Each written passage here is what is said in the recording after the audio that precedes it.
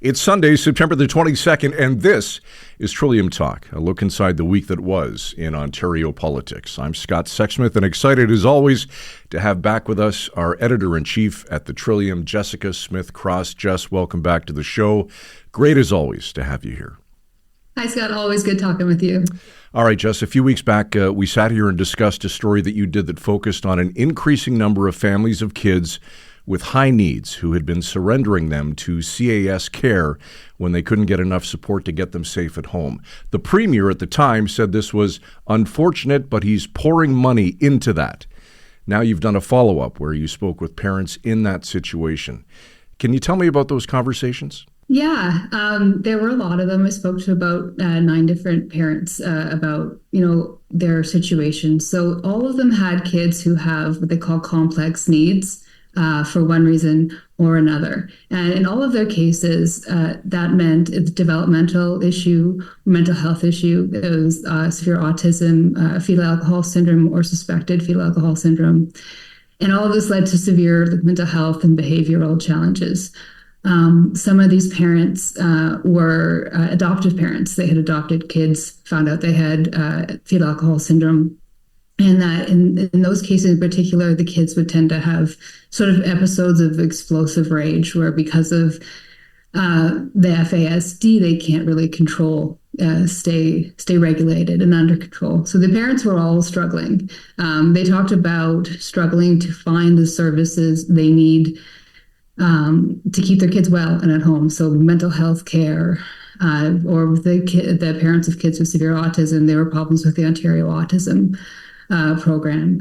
So a lot of these parents, all of them ended up in contact with the Children's Aid Society for one way or another. Some of the adoptive parents went back to the CAS that they had adopted their child through for more support. Some of the other parents had CAS called during crises.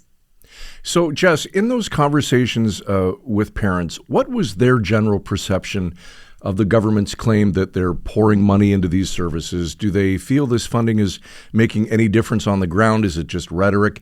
Maybe talk about some of those frustrations. Yeah, when you're really, really struggling, and when you see that the system is broken, and all of them said it was broken, the idea of an audit didn't sit well. That sounds like, where are we going to be able to find savings, right? Now, the government hasn't said exactly what that audit will entail. We've asked for details, and we're not getting any. But these parents had ideas for real systemic reform. And one of the main things is that, so they ended up in contact with the Children's Aid Society in their area, but they weren't the kind of parents that they had always assumed the Children's Aid Society was for. They weren't, they didn't need help parenting. They weren't abusive. They didn't neglect their children. They had kids with high needs, and they couldn't get the support they needed without taking that step. They talked about how that step is not one they wanted to take. The idea that they put that label on themselves and the family was very difficult for some.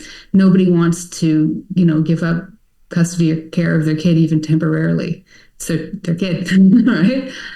So what they talked about, one of the things that surprised me is that when they went through and, told me their stories over hours, there were always these moments, these long drawn out problems with like red tape and bureaucracy. One of the moms, bureaucratic bull, SHIT.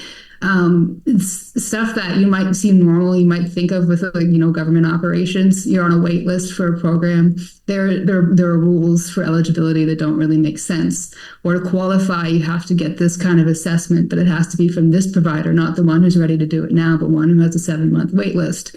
Stuff like that, just like maddening bureaucratic stuff, which, we maybe expect that from government in some cases, but when that's getting in the way of getting your kid the help that they need, or the help that you need to be able to just survive with a really, really tough kid at home, it's not okay. So a lot of their recommendations to the government was to get rid of that stuff, to fix that.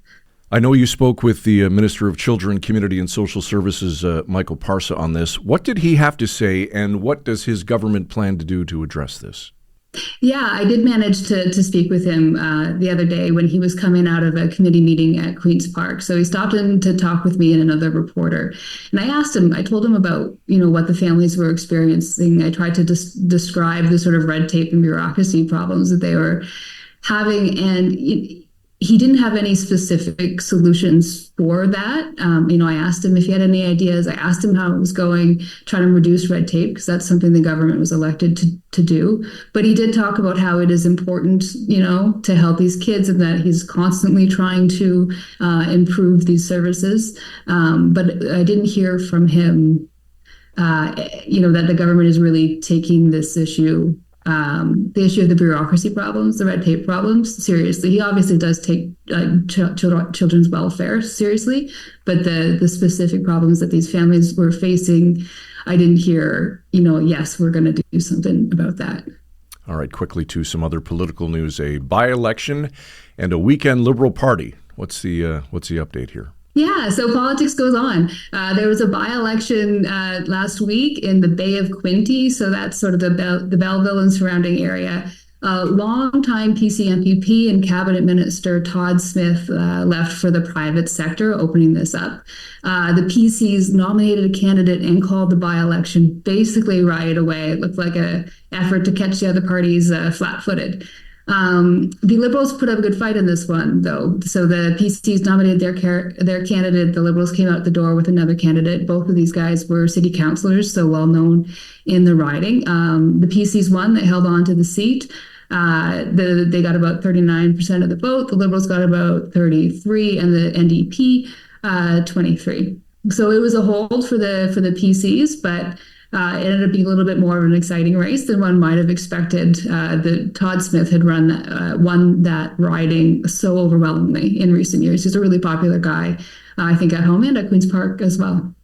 And the Liberal Party taking place this weekend. Yeah, so the Liberals are doing their big convention. They're getting themselves all jazzed up for the next election, whenever that might be. Lots of speculation that it's going to be earlier than the June 2026 set election date. The Premier hasn't actually ruled out doing it in 2025 instead. But all speculation right now, nobody really knows. So the Liberals are having speakers get together. They're having Jane Philpott, the former federal health minister, come to speak about healthcare and liberalism.